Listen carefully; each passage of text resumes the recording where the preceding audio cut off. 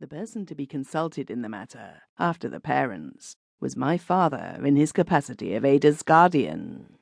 He knew that the family misery had showed itself many years ago in Mrs. Monkton, who was her husband's cousin. The illness, as it was significantly called, had been palliated by careful treatment, and was reported to have passed away. But my father was not to be deceived. He knew where the hereditary taint still lurked. He viewed with horror the bare possibility of its reappearing one day in the children of his friend's only daughter, and he positively refused his consent to the marriage engagement.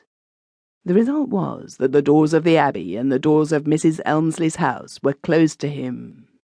This suspension of friendly intercourse had lasted but a very short time when Mrs. Monkton died.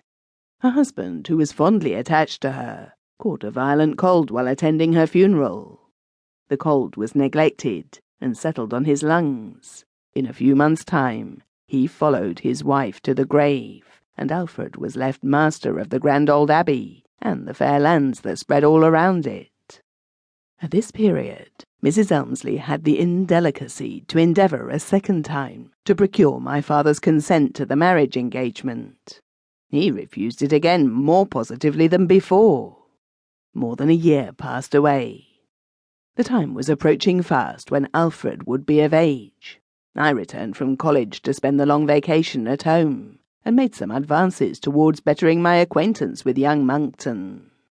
They were evaded, certainly with perfect politeness, but still in such a way as to prevent me from offering my friendship to him again. Any mortification I might have felt at this petty repulse under ordinary circumstances was dismissed from my mind by the occurrence of a real misfortune in our household. For some months past, my father's health had been failing, and just at the time of which I am now writing, his sons had to mourn the irreparable calamity of his death. This event, through some informality or error in the late Mr. Elmslie's will, left the future of Ada's life entirely at her mother's disposal. The consequence was the immediate ratification of the marriage engagement, to which my father had so steadily refused his consent. As soon as the fact was publicly announced, some of Mrs. Elmslie's more intimate friends, who were acquainted with the reports affecting the Monkton family, ventured to mingle with their former congratulations one or two significant references to the late Mrs. Monkton, and some searching inquiries as to the disposition of her son. Mrs. Elmslie always met these polite hints with one bold form of answer. She first admitted the existence of these reports about the Monktons, which her friends were unwilling to specify distinctly, and then declared that they were infamous calumnies. The hereditary taint had died out of the family generations back. Alfred was the best, the kindest, the sanest of human beings. He loved study and retirement. Ada sympathized with his tastes, and had made her choice unbiased.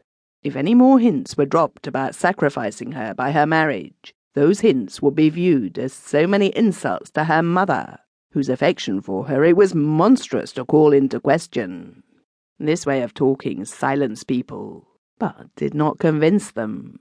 They began to suspect what was indeed the actual truth, that Mrs. Elmslie was a selfish, worldly, grasping woman, who wanted to get her daughter well married, and cared nothing for the consequences, as long as she saw Ada mistress of the greatest establishment in the whole county.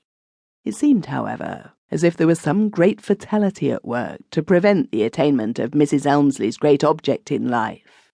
Hardly was one obstacle to the ill-omened marriage removed by my father's death, before another succeeded it, in the shape of anxieties and difficulties caused by the delicate state of Ada's health. Doctors were consulted in all directions, and the result of their advice was that the marriage must be deferred, and that Miss Elmslie must leave England for a certain time to reside in a warmer climate, the south of France, if I remember rightly. Thus it happened that just before Alfred came of age, Ada and her mother departed for the continent, and the union of the two young people was understood to be indefinitely postponed. Some curiosity was felt in the neighbourhood as to what Alfred Monkton